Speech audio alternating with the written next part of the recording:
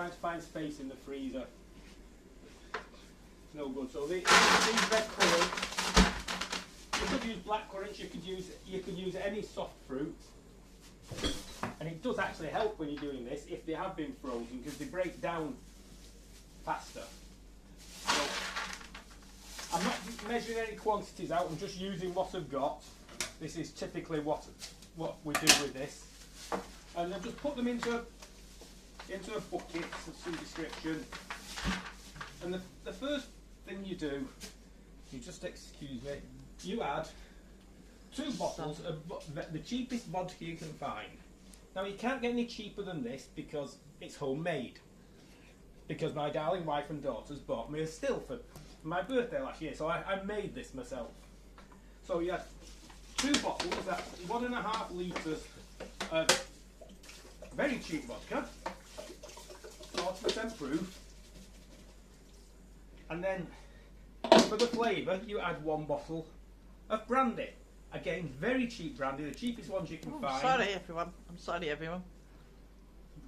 Go on. The cheapest brandy you can find. This again is homemade. It's just the vodka with a brandy essence added to it to give it the flavour. And we add that. Now this process takes about a week. What we do is we'll leave that now until the fruit has defrosted, and then on a daily basis we come along in with your potato masher and smash it up to spread the juice into the alcohol. Can I ask one question? You know, because the readers will be asking, viewers, the brandy, the essence you've got. Yeah.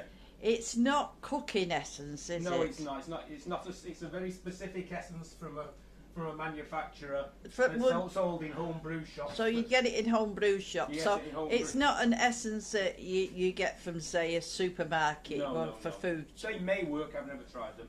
But anyway, after you spend about a week, and every night just give it a smash with the potato masher. Then after that, what we'll do is we'll strain it. We'll put it through muslin and squeeze all the juice out we can, and then we will add sugar or honey to taste. Honey just adds that little bit of something else to it, and then we'll bottle it, print a nice label out, and give it to the daughters as part of the Christmas box. Normally I put 3 bottles of spirit in and I get about 5.5 bottles of fruit brandy out. So.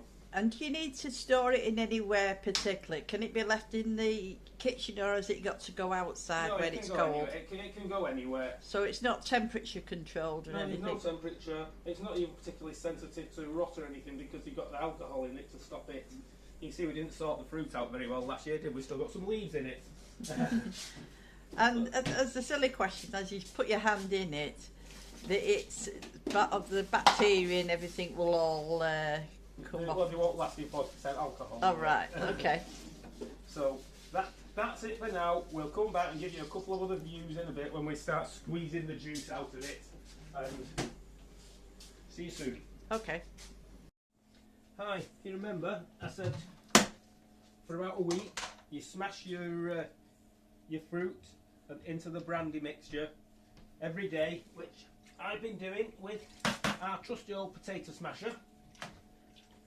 When you've done that for about a week,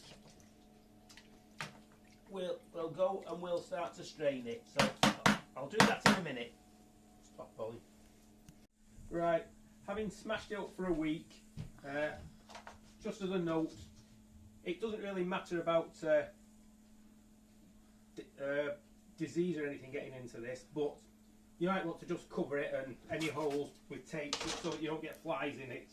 You might not want to be squeezing a fly into it. What I've got is I've got a bowl, a colander and a piece of muslin. I tend to put the muslin into the colander and then scoop the red currants and brandy mixture into that. Let the liquid filter through.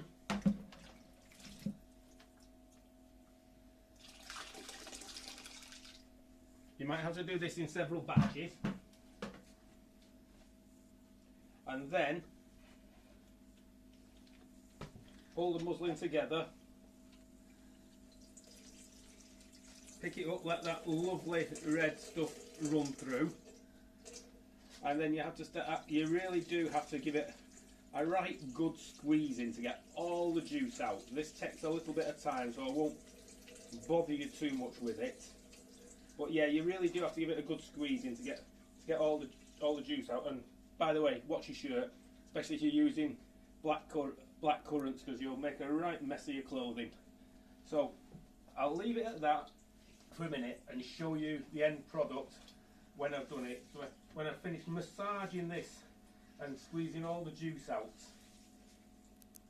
Right, there we are. We've squeezed and squeezed and squeezed, and we've got all this and this pulp which is left, which we'll take to the plot and put on the compost.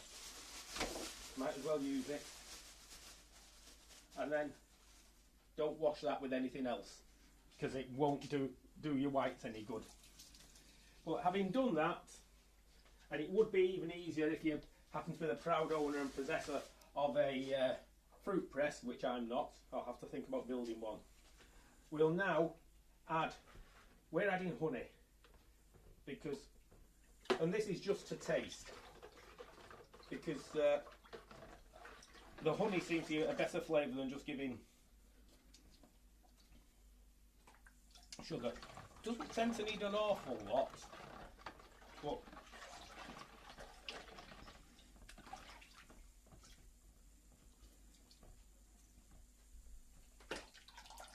that's about a quarter to a third of a jar of just shop bought honey at the present moment. I might have to add a little more, which I'll have to dig out of the cupboard. But we'll just taste in a second when we put it through.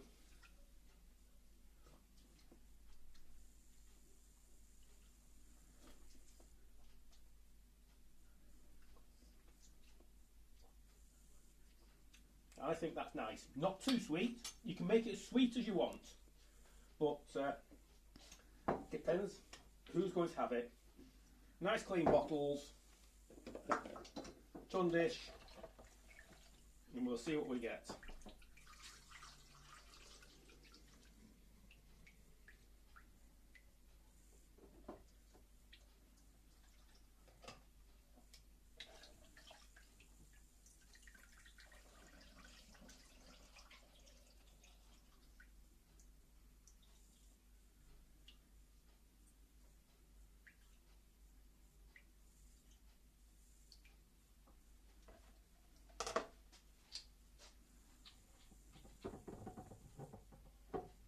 And there we are. Look at that.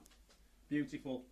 Not quite the finished product, because you just need a nice little label on it. If you've got some nice labels and you print it off on your computer, give that as a nice present.